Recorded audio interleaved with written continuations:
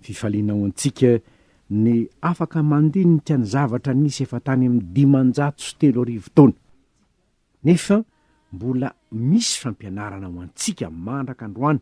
Inona ny antony? Satria ny lanitra sy ny tany ho levina fa ny teniko tsy mba ho levina ho ny tompo.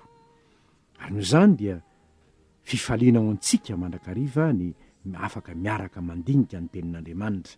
Ny tombontsoa antsika amin'ny mana isan'andro dia boky nodiniantsika fa tsy andininy anankiray fotsiny, ny tantara mamerina amintsika indray, ny tantara ny famonjena teto amin'izao tontolo izao. Ary ny mana isan'andro dia anankiray amin'izay manana zava amintsika ny tantara mpamonjena arak'izay efa nanomanan'Andriamanitra azy, satria ny tantara ny zanak'Israely dia tandindo ny fiainana kristianina. Anio ary dia ny nomeritoko fa 5:220 ka hatramin'ny 1:30 no hovakintsika ary tsoahantsika zay lesona inona ny fahamarinana tian'Andriamanitra ambarantsika amin'izany. Alohan'izany anefa dia andeha hiara-misaotra ny tompo isika aloha. Amin'ny fofian'ny fankasitrahana Andriamanitra no anatonanay indray ny seza fiandrianan'ny fahasoavanao amin'izao fotoana izao no ny hanomezanao anay ny teninao, teny fiainana, teny izay manambara aminay ny fahamarinana ny fisianao, satria na dia efa 503 taona aza no nisy ny tantara voasoratra eto sy vakinay ao amin'ny teninao, dia mbola manan-kery sy manana fampianarana ho anay mandraka androany ary ho mandrak'izay izany teninao. Te hianatra aminao zahay, fa na masonao ampianaro ary zahay, mitenena aminay ianao anio mba hitondra fiaina mbaovao anay rehetra indray, zay mandinika sy miaino zao teninao zao, ny hafatra avy aminao, amin'ny anaranao Jesosy malalanay io nanaovanay izany vavaka izany. Amen. Nomeritoko fa 5:220 ka hatramin'ny 1:30. Vakintsika amin'ny anaran'ny tompo izany. Ary Jehova niteny tamin'ny Mosesika nanao hoe, mitenena amin'ny zanak'Israely ka lazao aminy hoe, na iza vadin'olona mivily ka manao zay mahadiso azy amin'ny lahy, fa nisy lehilahy nahandro taminy nefa tsy hitany lahy fa miafina, ary voaloto raha vehivavy nefa tsy misy vavolombelona hiampanga azy, ary tsy azo olan-tanana izy, kanefa misy fiahiahiana ao amin'ny lahy ka miahiahy ny vadiny izy, sady efa voaloto raha vehivavy, na misy fiahiahiana ao amin'ny lahy ka miahiahy ny vadiny izy kanjo tsy voaloto raha vehivavy, dia hoentin'ny lahy ho eo amin'ny mpisorona ny vadiny, ary hitondra ny fanatiny noho ny vavy izy, dia kobam-bary ordea ampahafolon'ny efaha, tsy hanidinany diloilo zany,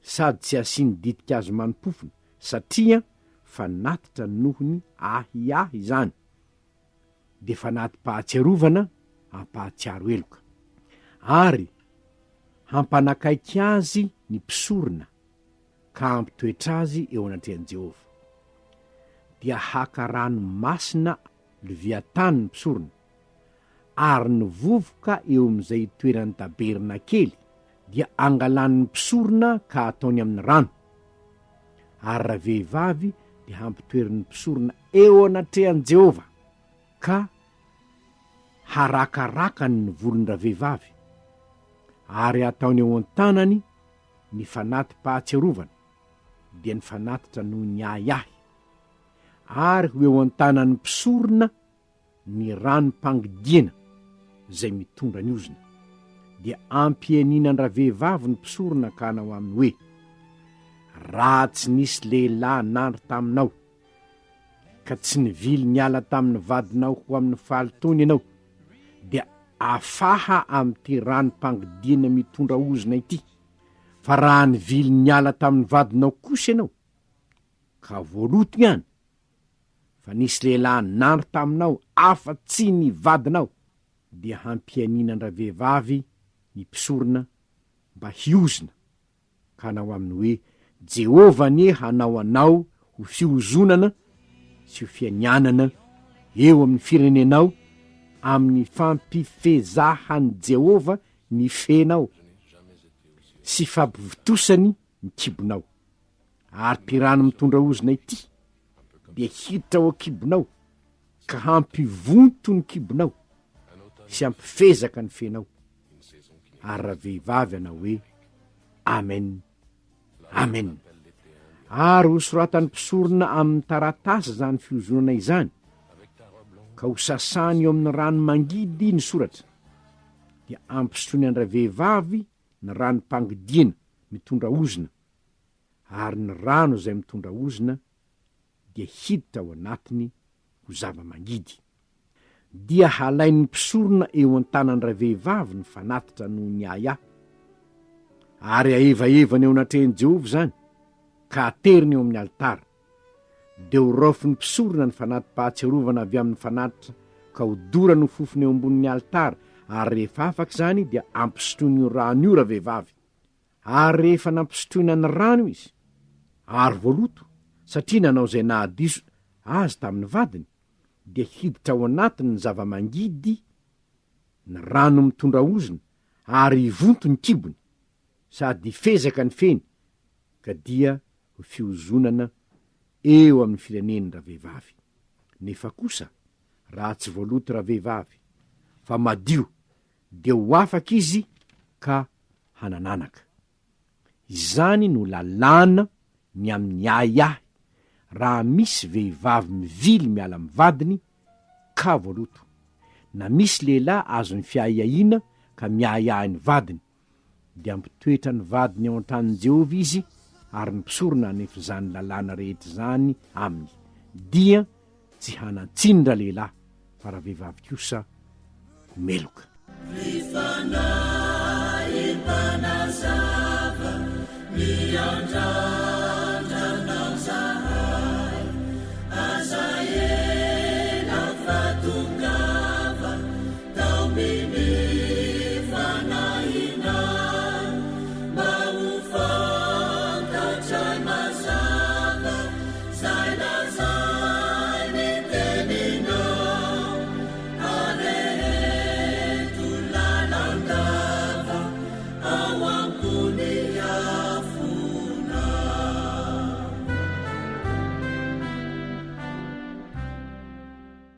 Raha vao mamaky ity numeritoko 5 ity sika ry havana, indrindra nge raha mbola tsy zatra mamaky baiboly ianao ka tsy nianatra ny baiboly dia misy zavatra fahamarinanao te hitanao hoe ary nahoana ary no ny vehivavy ihany no antsoina hoe ny lehilahy miahiahy ny vadiny, fa nahoana ny tsy mba natao ao ny hoe ny vehivavy miahiahy ny vadiny, miahiahy andra lehilahy. Fanontaniana vetrany de mipetraka mihitsy zany raha vao mamaky izao soratra masina izao sika. Ny antony rehefa dininao ny baiboly manontolo, rehefa miresaka ny fifandraisan'ny zanak'Israely sy Andriamanitra isika, dia Andriamanitra de milaza ny tenany hoe zaho Jehova no vadinareo. Osea 2 no ahitantsika izany, na any amin'ny Jeremia 2 ihany koa, hoe zaho Jehova ny vadinareo. Mazava loatra fa Jehova de tsy manan-tsiny. Raha mijery ny fiangonana ihany koa sika, testamenta vaovao, dia ambara ihany koa fa Kristy dia hoarina amin'ny vadiny fiangonana. Korintianina 2:2, Efesianina 5:2, ary Apokalipsy 7:7 no ahitantsika fa ny fanambadiana dia tandindon'ny fifandraisan'ny Kristy sy ny fiangonana, ary ny fiangonana no heverina tahaky ny vehivavy. Ary noho izany dia hita fa satria lay tandindony fanambadiana, tandindony lehilahy, dia Jehova sy Jesosy Tompo, dia heverina fa tsy anatsiny Jehova, tsy anatsiny koa Jesosy Tompo. Ary izany tsy ahitana eto ny amin'ny hoe tsy hita hitsiny hoe fanameloana ny lehilahy eto. Izany no azo andraisana azy. Fa ny zavatra anankiray izay mampieritreritra atsika dia ny hoe ka nahoana ary ny hoe miahiahy fa nga Andriamanitra nga miahiahy moa ve tsy mahalala ny zavatra rehetra Andriamanitra? Mahalala ny zavatra rehetra tokoa Andriamanitra, fa amin'ny fanambadian'ny olombelona de tsy tanteraka raha lehilahy ary mety manana ahiahy izy amin'ny vadiny. Inona koa nefa ny fahamarinana anankiray izay hitantsika eto? Tena tsy zakany Jehova ny fijangajangana. Mazava loatra moa fa ao amin'ny Exodosy 20:4 dia ahitantsika fa didy fahafito ao amin'ny didin'Andriamanitra ny hoe aza mijangajanga, ary ny fijangajangana de fandotoana ny tena, mandoto ny tena ny olona mijangajanga, mandoto olona izy, mandoto ny tena ny ihany koa, ary tena fahavetavetany eo amin'ny mason'i Jehova ny fijangajangana. Ny fahotana ataon'ny olona ho izy de anivelan'ny tenany, fa ny fijangajangana kosa de miatra amin'ny tenany.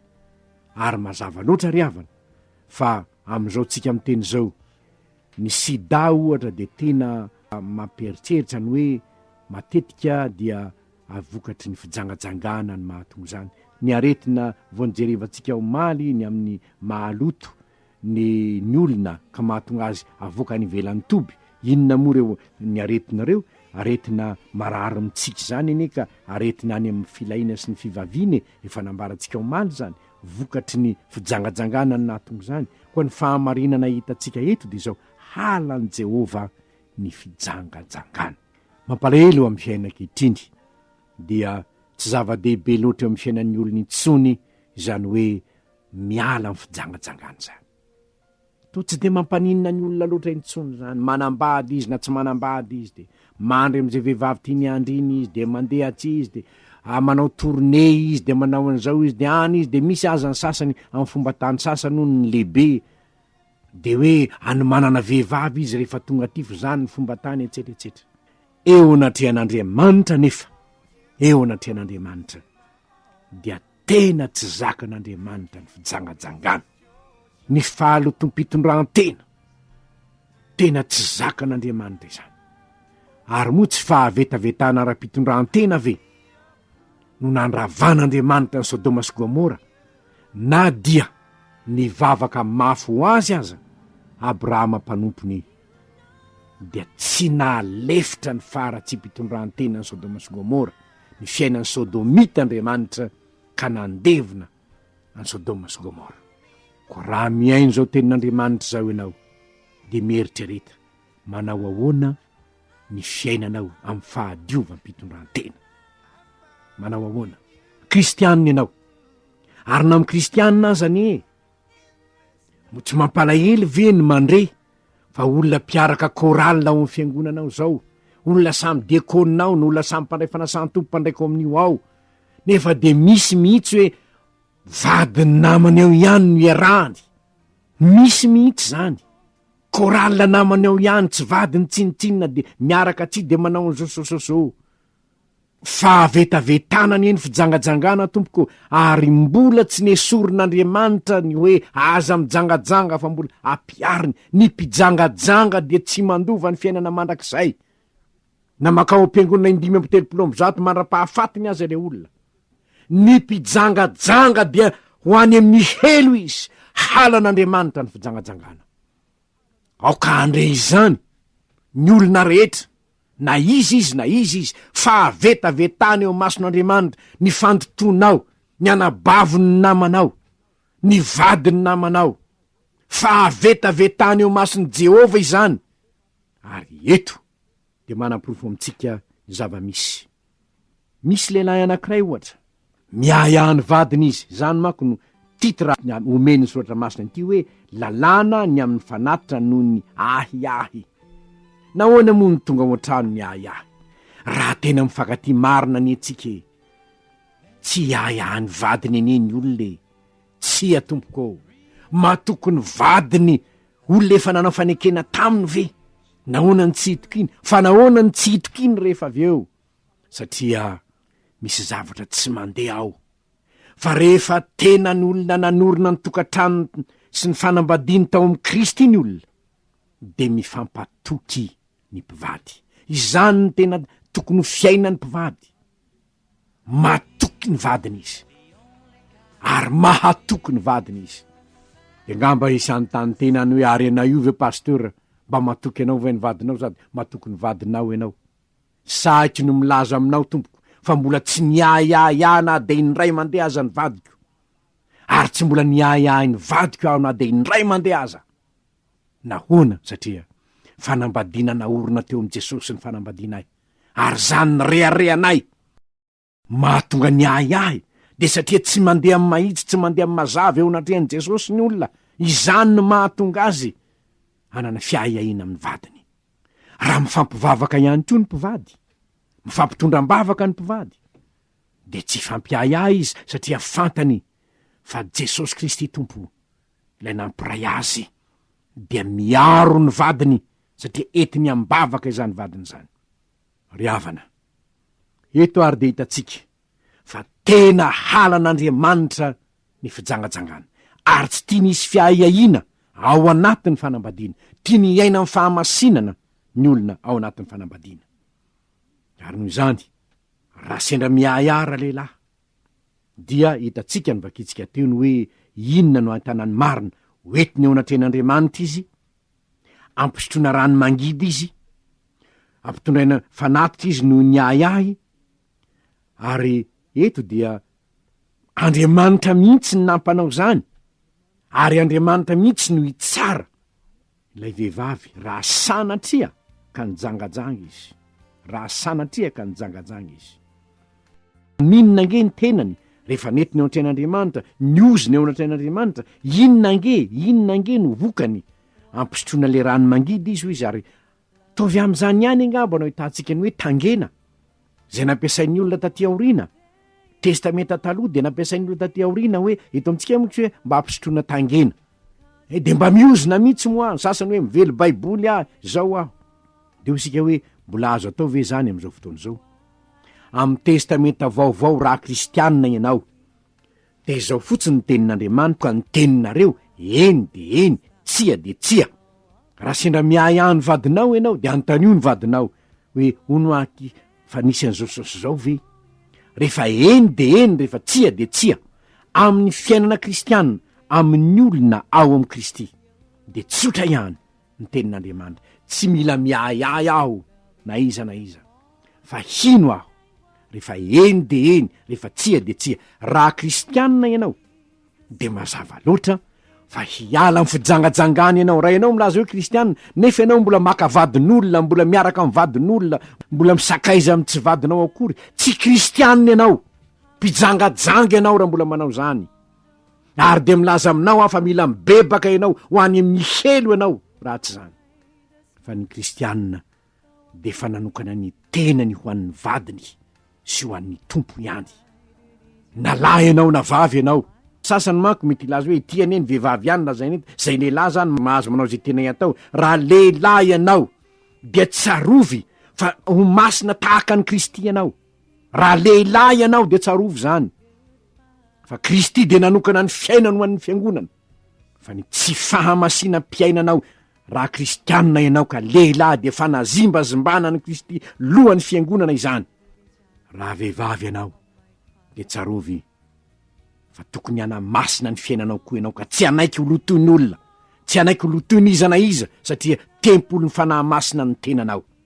Ny zavatra hita eto ary havana de zao no izy: fijangajangana halan' Jehova izany. Misy koa anefa fijangajangana ara-panahy, fijangajangana ara-panahy, ny fanompoatsampy, satria ny Andriamanitra zay tomponao ny vadinao ry Israely eo, zany nataon'i Jehova. Ka raha manompo andriamanitra hafa ianao de tahaky ny mijangajanga, zany fijerin'Andriamanitra azy. Ary fijangajangana ara-panahy, ny fanananao andriamanitra hafa, tahaky zany hoe efa nanaiky an'i Jesosy ianao, izy no Andriamanitra ao, de mbola hitoky amin'ny olo-kafako indray ve ianao? Mbola hanompo zavatra hafa indray ve ianao? Fijangajangana ara-panahy zany, ary tsy ekeny ny tenin'Andriamanitra ihany koa zany. Eto ry havana, ny zavatra hitatsika de ny hoe netina teo anatren'Andriamanitra lay vehivavy, nipisorona ny tondra azy, netina ny fanatitra no niaiay, netina ny rano mangidy nampisotroana raha vehivavy, raha ohatra ka tena nanao tokoa raha vehivavy ny zavatra nitranga de zao mivonto ny kibony ary nanjary fanozonana teo amin'ny firenena izy. Raha tsy nanao kosa nefa izy, raha tsy nanota kosa nefa izy de anjary fitahena satria eo no eo ihany de anjary hanananaka raha vehivavy.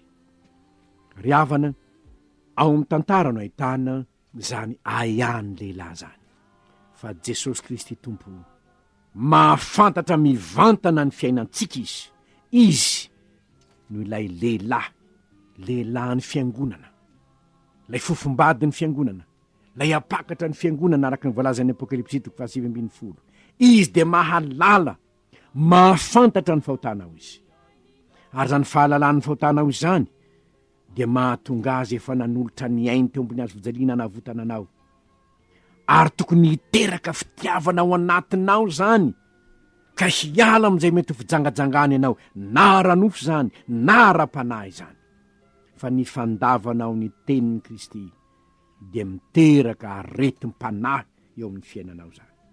Izao anefa safidy ny anekena ho fofombadin'ny Kristy na tsia, safidy io satria tonga tety ambonin'ny tany tompony tory fitiavana izy, anjaranao ny manaiky ny fitiavany amin'ny fona manontolo na manao hoe tsia manda zany fitiavan'ny Kristy zay natolony ianao zany.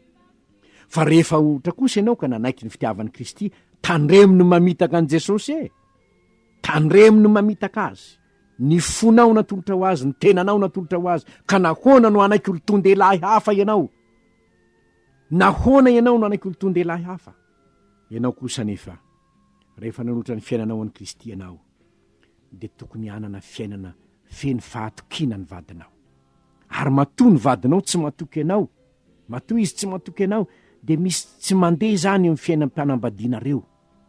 Ity de fanaritra noho ny ahia noho ny maha olombelona ity. Raha misy lehilahy miahiahy ny vadiny, tsy hitako amin'ny soratra masina ry havana ny fomba nanatanterahana ny hoe ianina ny ahiahy ny vadiny ka nanatanteraka ity voalaza ity, tsy hitako tao amin'ny soratra masina izany. Asa natahotra ny zanak'Israely hitondra n'izany na ahoana tsy haiko, fa tsy hitako tao amin'ny soratra masina zay olona nanatanteraka ity hoe ny ahiahy ny vadiny izy ka de nanatanteraka an'io, lay vehivavy nanota ka de mibotsina ny kibony, tsy nahita ao amin'ny soratra masina. Noho izany everiko fa tsy tokony hisy mihitsy zany hoe mifampiahihahany mpivady ka de zao ny zavatra misy, ny zavatra mety misy de ny hoe tena tratra ny jangajanga le ramatoa, ary tsy fiahiahina ntsony zany fa tratra olan-tanana ny jangajanga. Hitatsika ao amin'ny tantara zany lay vehivavy nentin'ny olona satria tratra olan-tanana ny jangajanga, fa ny fiahiahina tsy hita tso zany ahiahin'ny vady ny ranona ka nitondra azy nakany ampisorona etsetretsetra. Ry havana, nahoana ary ny tsy hita tany tsony zany, satria zao Andriamanitra sy Jesosy Kristy Tompo koa tsy fiahiahina tsony azy, fa rehefa izy mahalala ny zavatra rehetra, ary noho izany tsy nisy fiahiahina teo anatrehan'Andriamanitra, fa mahalala izy hoe nanana ny jangajanga Israely na tsia. Tahaka zany koa ry havana ao amin'ny fanambadianao ao amin'ny fanambadianao ny ahiahy neka manimba fanambadiana ane zany manimba zany, aoka ifampitsotra ny mpivady, aoka ilazany marina. Raha mandeha amin'ny mazava isika tahaka azy eo amin'ny mazava de manana firaisana isika, koa raha ohatra ka tena mifampatoky amin'ny vadinao ianao ne de tsy misy ane fiahiahina e. Ary mba hatanteraka izany dia tsara ny mianatra ao amin'ny Tompo, mianatra mifampilazany marina, mandeha amin'ny mazava araka ny tenin'Andriamanitra, tsy eken'Andriamanitra ny fijangajangana ao amin'ny tokantrano, tsy eken'Andriamanitra ny firaisana amin'ny olona ivelan'ny vadiny tena. Isika koa nefa de efa neken'Andriamanitra ho fofombadin'ny Kristy, hampakariny ary anana fiainana mahatoky an'i Kristy isika, mba tsy hiahiahy antsika sanatria Kristy tsarovy anefa, fa Kristy dia mahalala ny miafina rehetra. Koa rehefa nanolotra ny fiainanao ho azy ianao de aoka ho mahatoky an'i Kristy ianao ka hiara-miaina aminy, mba tsy hisy ny fanatitra noho ny fiahiahina, ary de ho voninahitr'Andriamanitra ny fiainanao. Rehefa madio eo anatrehan'i Jesosy ianao, hanome voninahitra azy ianao, de hitahy ianao ny Tompo, hiaraka aminao izy ary zao ny zavatra hitantsika lay vehivavy tsy nanota nanananaka avetrana izy zany hoe nahavokatra ny fiainany enganie ka ho fiainana mahavokatra ho an'ny Kristy ny fiainanao ary ianao dia ho lay sampana miray amin'ilay tena voaloboka ka hamboariny tompo ianao hamobebe kokoa mba ho voninahitry ny anarany ivavaka izy.